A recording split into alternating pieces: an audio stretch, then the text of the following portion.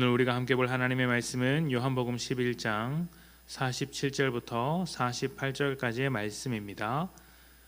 봉독합니다.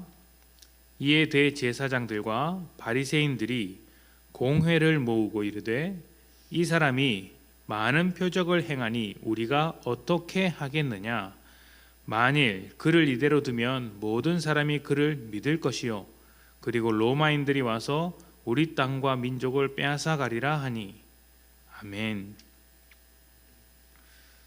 결혼이라는 것은 인생에 있어서 매우 중요한 일입니다.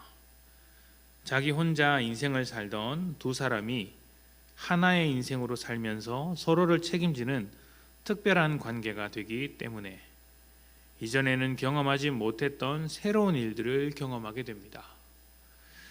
전에는 혼자서 편하게 하던 일도 조금 불편해질 필요가 있고, 또 지금까지 당연하다고 생각한 일, 잘하고 있다고 생각한 일도 지금까지와는 좀 다르게 생각해야 하는 것이죠.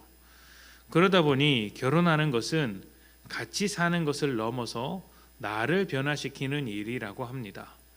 같이 살려면 내가 해오던 모습과는 전혀 다른 모습, 새로운 모습으로 바뀌어야 하는 것입니다. 이것을 잘하면 성숙한 인간이 되고, 잘 못하면 서로 잡아먹을 것 같은 그런 관계가 되거나 결국에는 결혼 생활을 유지할 수 없게 되는 것이죠. 그래서 결혼을 해야 어른이 된다라는 말이 있기도 합니다.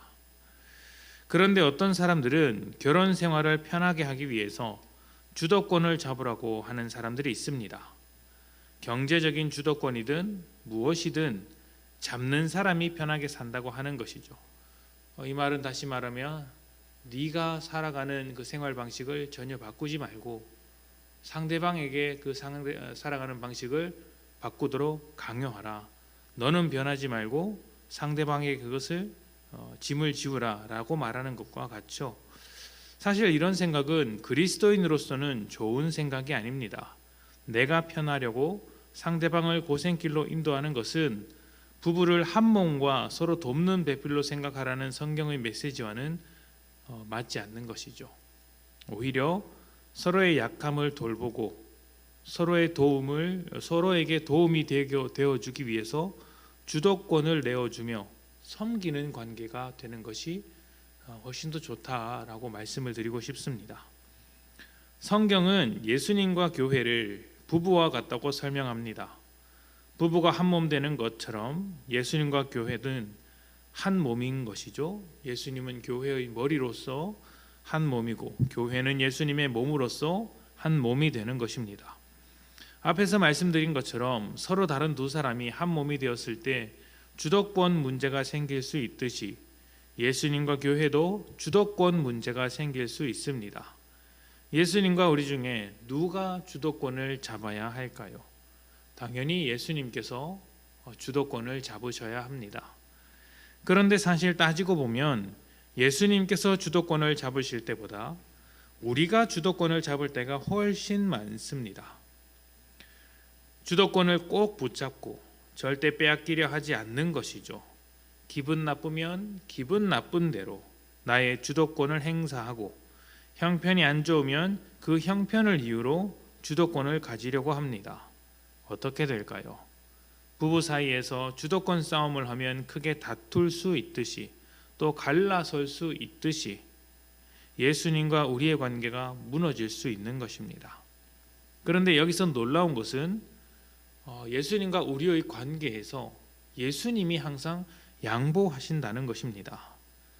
예수님께서 주도권을 잡으셔야 하는데 우리가 주도권을 잡겠다고 버틸 때, 고집을 부릴 때 주님은 그냥 주도권을 내어주십니다. 왜냐하면 이 관계가 무너지지 않도록 하기 위해서 따라와 주시는 것이죠. 부부 관계에서 갈등이 일어날 때 관계를 더 중요하게 생각하는 쪽에서 먼저 양보합니다. 져주는 것이죠. 옳고 그름의 문제가 아니라 그냥 관계를 유지하기 위해서 져주는 것이죠. 예수님도 그렇게 양보해 주시는 것입니다. 예수님께서 나사로를 살리신 일을 두고 대제사장과 바리새인들이 논의하기 시작했습니다. 그들은 예수님께서 많은 표적을 행한다고 인정하면서 대책을 세우려고 했습니다. 대책을 세운다는 것이 어떤 의미일까요? 표적을 보고 나서 많은 사람들이 예수님을 따를 때 로마 군대가 개입할 수도 있고, 그렇게 되면 정치적으로 혼란이 올 수도 있습니다. 대제사장과 바리새인의 위치도 위협받을 수 있는 것이죠.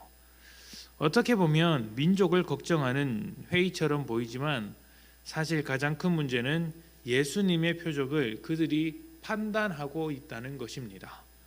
대제사장이나 바리새인이 그 표적을 인정은 합니다. 인정을 하면서도 예수님이 하나님의 아들이라고는 인정하지 않는 것이죠. 자기가 주도권을 잡고 자기가 판단하는 것입니다. 그런데 사실 제대로 된 것이라면 그들이 예수님을 판단하는 것이 아니라 예수님께서 그들을 판단하셔야 합니다. 예수님은 표적을 통해 하나님으로부터 왔음을 증명했기 때문에 대제사장이 진짜 제사장 역할을 잘하고 있는지 예수님께서 확인하셔야 하는 것이죠.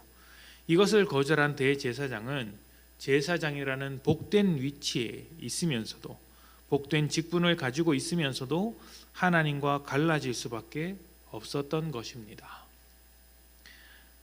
주도권을 잡으려고 고집을 부리지 마십시오. 주도권을 주님께 내어드리십시오. 어쩌면 우리의 고집 때문에 하나님의 일하심이 자꾸 뒤로 밀리고 있는지도 모릅니다. 우리와 예수님과의 관계를 먼저 회복시켜야 하기 때문이죠. 물론 하나님은 하나님의 일을 끝끝내 완수하시겠지만, 그렇다고 하나님과 주도권 싸움을 벌이는 것은 믿음과 전혀 상관없는 일입니다. 신앙은 자기 문제죠. 나를 먼저 돌아봐야 하는 것입니다. 내 안에 예수를 닮은 것이 있는가? 예수님 앞에서 내가 주도권을 고집하고 있지는 않은가? 다른 사람을 생각하는 것이 아니라 나를 먼저 들여다볼 때 하나님께서 그 마음 가운데 역사하실 것을 믿습니다. 대제사장과 같이 주도권을 잡고 예수님의 뜻을, 하나님의 뜻을 판단하는 자가 되지 말아야 할 것입니다. 우리는 판단을 받아야 하는 사람들입니다. 주도권을 내어드리고 주님의 뜻대로 살면서 하나님의 판단 앞에 부끄러움이 없는 여러분들이 되시기를 축복합니다. 함께 기도합시다.